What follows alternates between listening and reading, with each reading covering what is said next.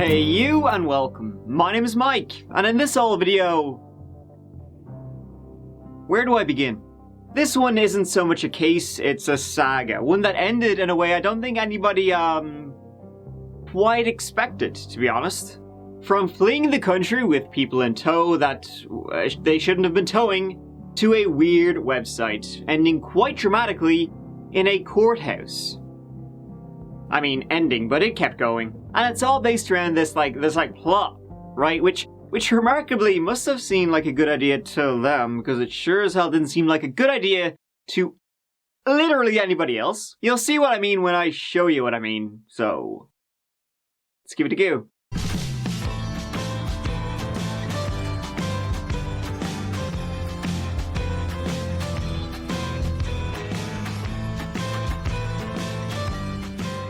It's that little old state we're heading off to, wee Delaware. Reason being, because that is where the Matusiewicz family lived.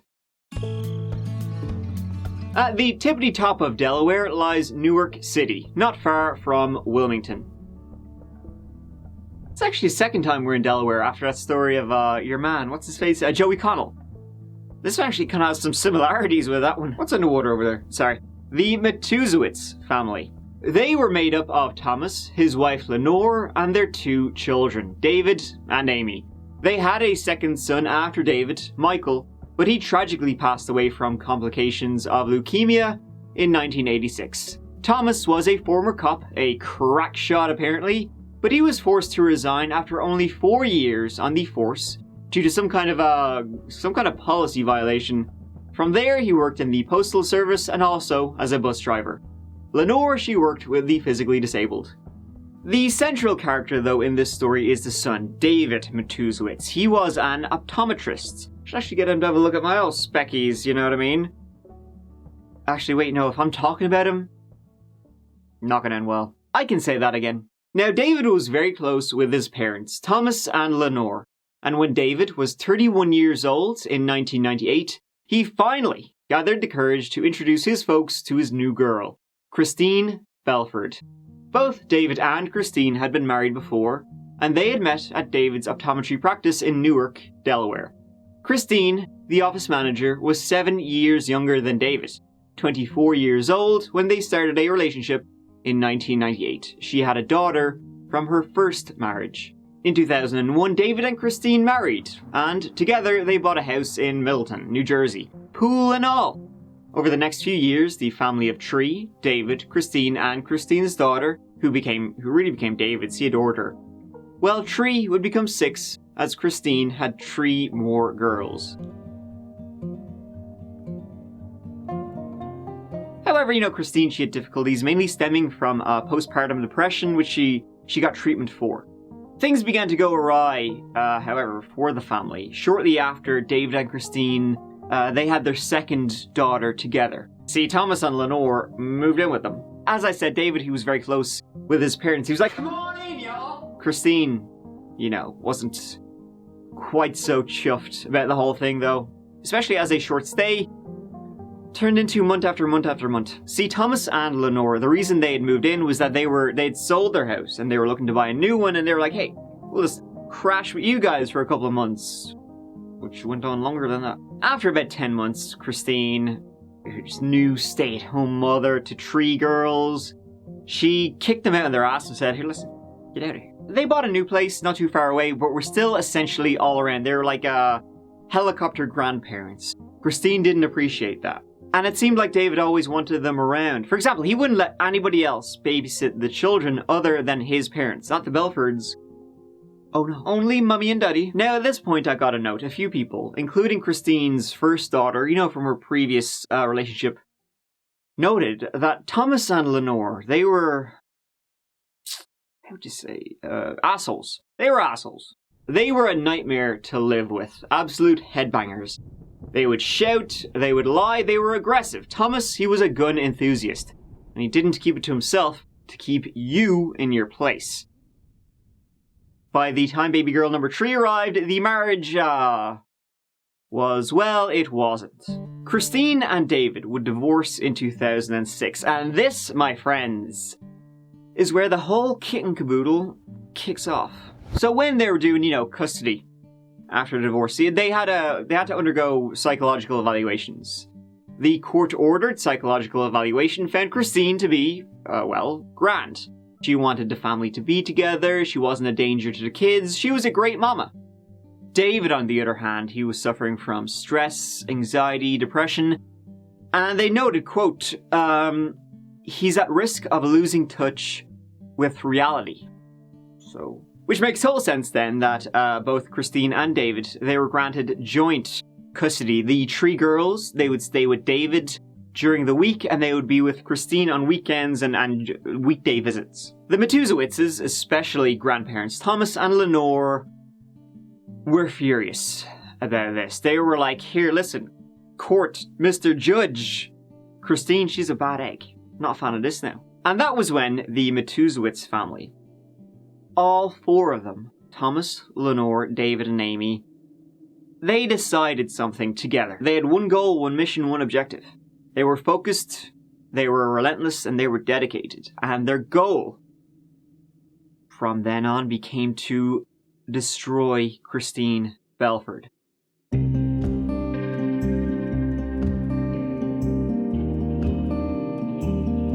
Christine, around this time, would constantly feel like someone was burning a hole in the back of her head. See shady cars across the street. Felt like someone was on her ass the entire time. That's because,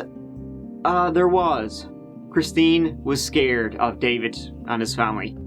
The Matusiewiczes would upload these videos to YouTube. It's like they actually were stalking her and trying to slander her to get the kids.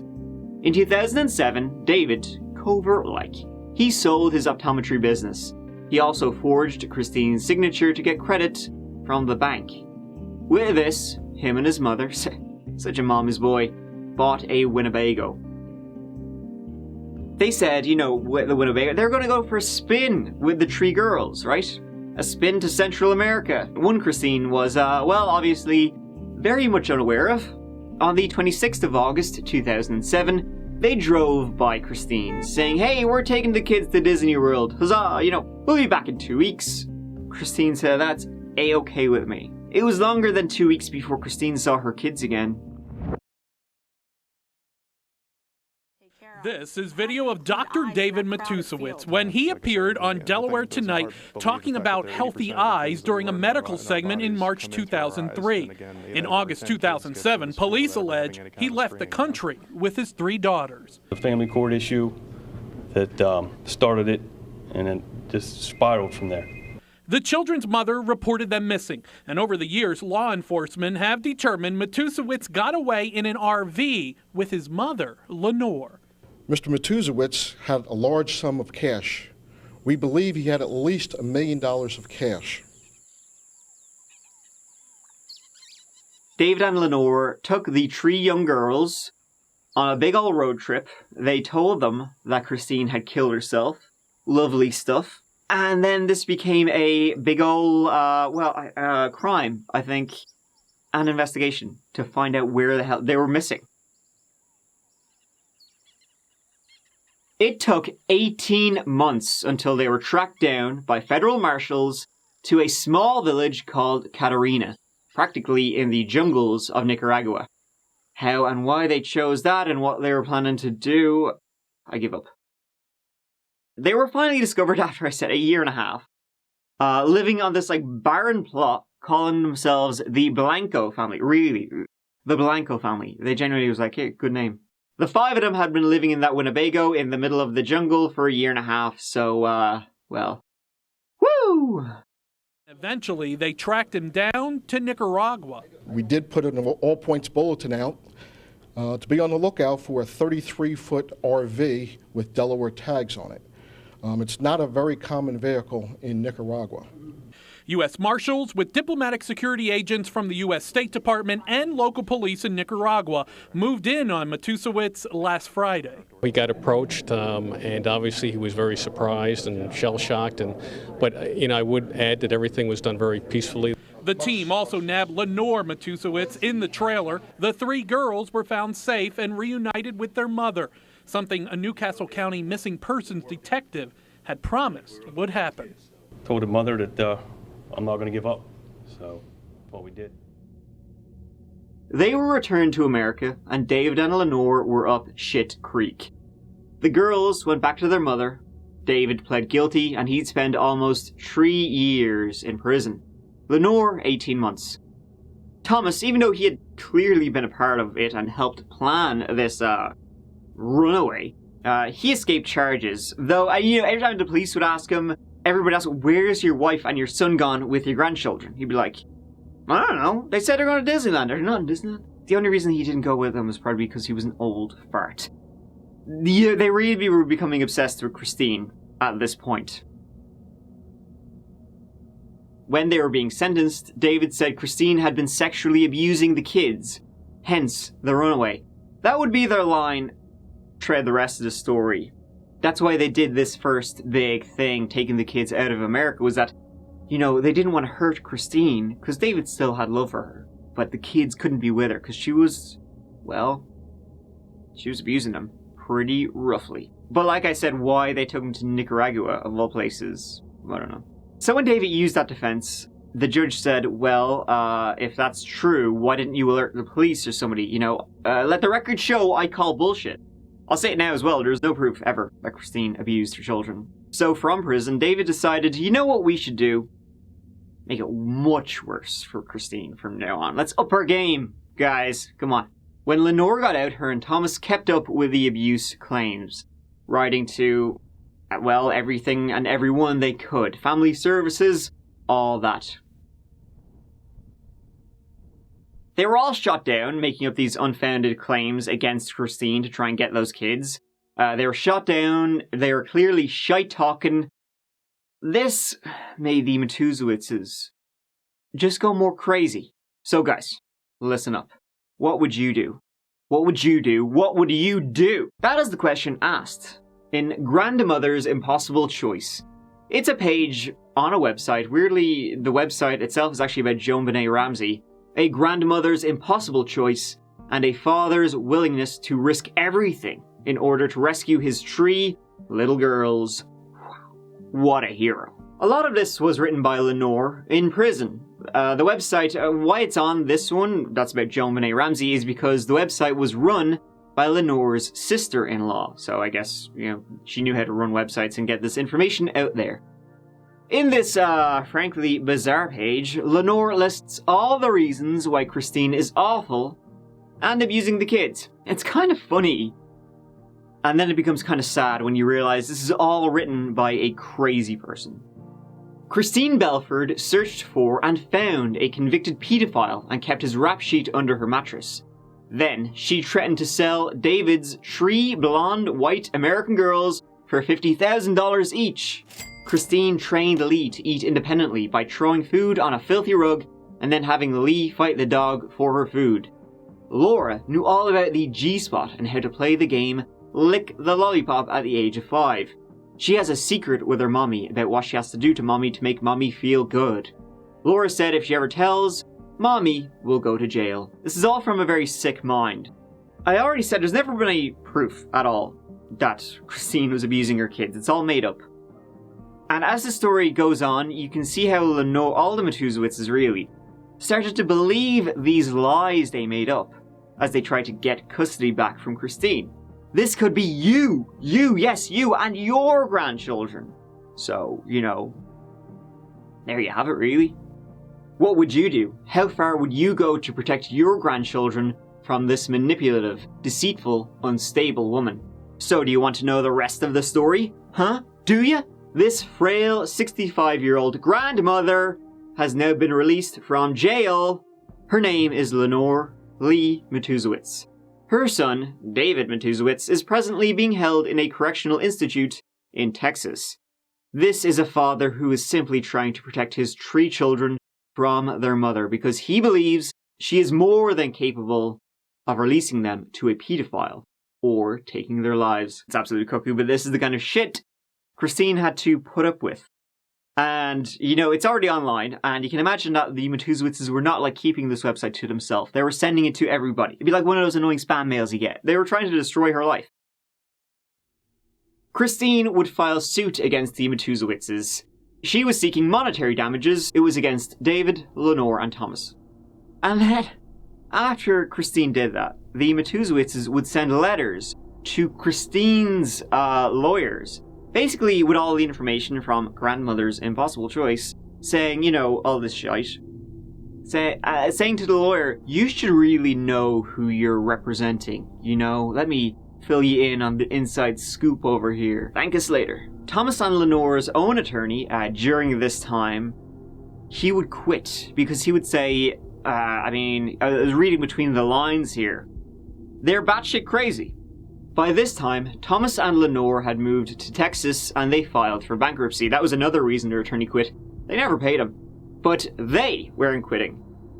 Because if there are any learned, honorable attorney who would be willing to represent this father and his 3 children, pro bono, please contact the grandparents, Tom and Lee Matusiewicz. Pro bono and pro insane. Christine would later drop the suit. They wouldn't pay anyway. And her attorney came out and said, listen here, she just wants to put all this behind her and move on with her children. David, he was released from prison in 2012. He then moved in with his parents down in Ed Couch in Texas. And so began a series of child support hearings back in Delaware, so they'd be traveling up and down essentially. One of these was due to take place on the 11th of February 2013 in Delaware at Family Court in Wilmington, the Newcastle County Courthouse. That morning, at around 8:15 a.m., Christine arrived with her friend Beth Mulford, there for moral support. David was due to be arriving with his dad, Thomas. So Christine and Beth, they walked in that morning into the lobby of the courthouse through the revolving glass doors.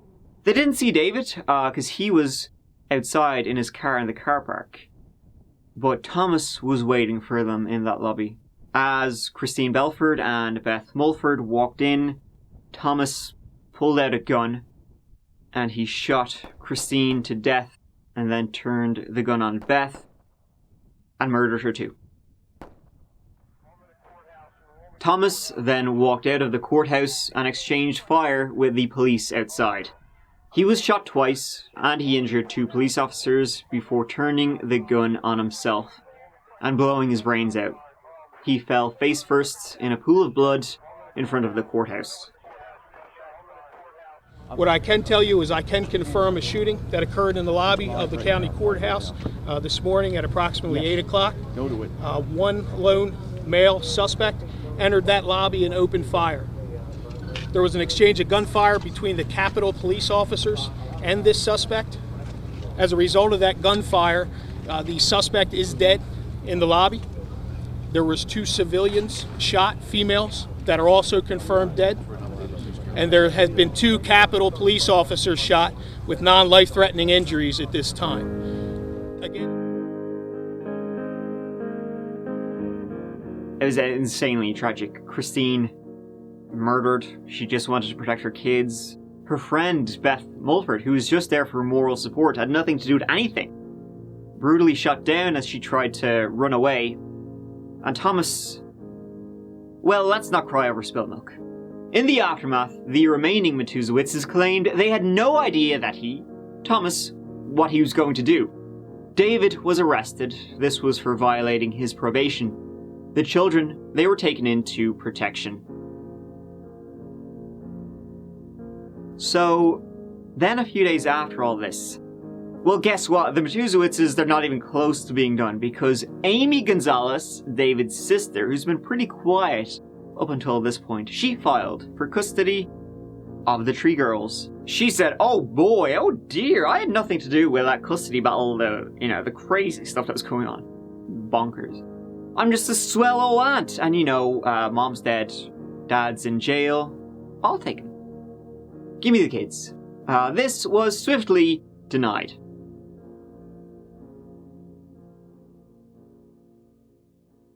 In March, Lenore posted these bizarre videos on YouTube. If you hit the tab, A Grandmother's Impossible Choice, you'll be able to find a lot of what we went through. And who wrote that report? I did. There was a tragedy in Delaware last week. People died. People were wounded. And those of us that are left are trying to make sense of it all. Is there anyone in Delaware now that I and my family can trust besides my two friends, Linda and Carl? Is there? What do you think?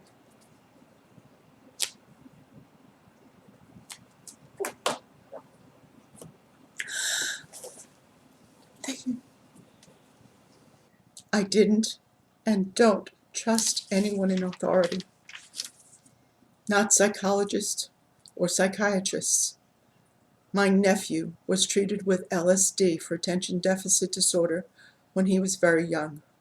He's dead. They're kind of funny. She offhandedly said, when I sell David's 3 blonde white American girls, I'm going to get $50,000 each, and they'll never be found because of my my connections to the local crime family. And then she said, I have to do things to Mommy. It's a big secret. If I ever tell Mommy's going to be in trouble, I don't want my Mommy to go to jail.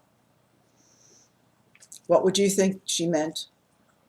I didn't think it was anything good. And the prayer says, forgive us our trespasses as we forgive those who trespass against us. It does not say forget. It says forgive. I don't believe that Christine has gone to hell for everything she's done. She was a victim who didn't have the strength to make sure her problem didn't get passed on to her children. But I do believe it'll be a long time out before she gets to be with our Father. I'd like to get back to Tom. Blaming a brain tumor on Thomas's actions, and that she had no idea he was going to, well, do it. Though nothing was planned. David collected his papers, sipped his coffee, and started to leave, and I said, break a leg. Later we heard about the shooting. I was told that David shot his wife, another woman, two officers, and himself, and was dead. No! Was my first thought. David believes in God too much, and he wanted to talk to Christine about their children. He wouldn't have shot her. He was looking for any crumb of information he could get about them. I had asked Tom not to carry any weapons on this trip. I understood his need to carry a gun where we live in the middle of cartel country on the border of Texas and Mexico. In the middle of Drug Central, where home invasions and kidnappings are an everyday threat. But not up here. Tom wasn't behaving normally for the longest time. He told me he wouldn't bring his guns. But She was so shocked by this because, and I quote, actually, you know what? I'm not even going to quote it. I'll let her give her reason why she didn't think Thomas was going to do what he did. now I want to address how I know Tom didn't plan any of this. First of all, he was planning a Reuben sandwich party. We already have the fresh corned beef and the sauerkraut. And my husband loves to eat. How could she have known? He was making sandwiches. The defense of the family, Lenore and her sister-in-law, actually becomes kind of racist at one point too. This is a quote. I sat there, I heard it as clear as a bell. And based on what I'm about to tell you, I am asking all Americans to listen carefully, because this was said while I was in the federal building. And here is quote, discrimination hasn't changed much. It's still going on. The prosecution of these white people will look good to the public. This is in Wilmington, Delaware. In Wilmington, Delaware, as my husband and I were walking from our vehicle several blocks away to the federal building, we couldn't help but notice that, and I say this with the utmost of respect, but the population was primarily our black African brothers and sisters. So that being said, it would be reasonable to assume that since that's the bulk of the population, that is probably the bulk of those who had been arrested over a period of time. And from this particular comment, discrimination hasn't changed much. It's still going on. The prosecution of these white people will look good to the public. I cannot help but feel that the reason my family is being attacked is because simply they are white. And if anybody can come up with another explanation for this particular comment, I want to hear it. Am I prejudiced? Absolutely not. I believe that because of Tom's meningioma, that's a non-cancerous or non-malignant tumor in the covering of his brain. Tom snapped when he saw my ex-daughter-in-law, Christine Belford, and he shot her. Why was he mad at her? Christine had totally annihilated my son. She said all the time that she knew that the way to hurt him was by hurting their children, and she did. They had gone through custody and divorce, and it was just a terrible, terrible time. Around that time, the Matusiewicz home in Texas was searched, and they found handwritten letters by Thomas, basically saying, take all my shit when I'm gone. He knew he was not going to walk out of a courthouse, and from what he left lying around, it seemed the family knew full well too. They were implicated in the shooting. They also found what looked to be a hit list. Eventually, the authorities built up enough of a case against Lenore, David, and Amy. And Amy, who had filmed this video, and was part of the harassment and stalking. And they were charged with conspiracy, interstate stalking, and cyber stalking resulting in death. The authorities, they also learned of this woman named Cindy Bender, who was essentially a spy for the Matusiewiczes. She began a relationship with David, and was friends with Christine. So when Christine, for example, privatized her Facebook accounts, Cindy could still see everything and would relay conversations she had with Christine to the family. Not only that, they also got a woman named Courtney Emerson to spy on Christine and the kids, taking pictures of their house and so forth, seeing who was in the driveway. As if the Matusiewiczes wanted to break in and kidnap the kids. How do we do it? Do some recon. Nuts. The trial went ahead in 2015. The Matusiewiczes, the remaining Matusiewiczes, defended themselves the way they always did. By saying they were just trying to save the kids, guys, Christine's a horrible person. We didn't do anything wrong. They were all found guilty, and they all received the same sentence. Life without parole. This case represented an escalation of conduct by the Matusiewicz family against Christine Belford and her children over a number of years. That conduct absolutely suffocated Christine Belford, and she fought back, she actively resisted them, and for that, she was killed in the Newcastle County Courthouse. This trial represented an extension of Christine Belford's fight. It represented the bravery and courage of her children who came into this courtroom and testified on her behalf. It represented the very best, I think, of law enforcement and what our system of justice can do in situations of domestic violence. This case should be a deterrent for people. If you're engaged in a custody dispute with your spouse, if you're engaged in any kind of domestic issue, you cannot take to the internet. You cannot take to email to push your case. And there you have it. Quite the bizarre plot that went on for quite a long time. It's almost a decade. It's batshit. 3 months after she was sentenced, Lenore died in prison. She was actually sentenced on what was essentially her deathbed. David and Amy have since appealed, of course, not looking good for them.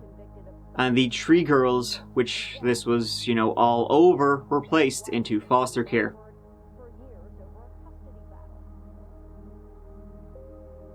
Kind of a unhappy ending for everybody involved in this insane case, but I couldn't really see it ending any other way. So there you have it. Kind of reminds me of I don't know if you guys remember the Janelle Potter case I covered quite a while back. People, internet stalking, people going crazy, like people lying so much they believe their own lies. They swallow their own bullshit, and it ends up with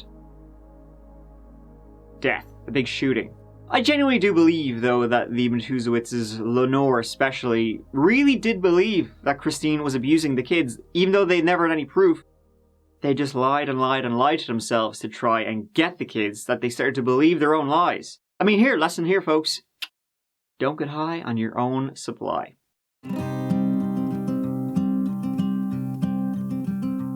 Thank you so much for watching. I really appreciate you taking the time to be here with me.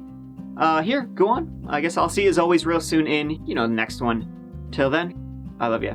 Mike out.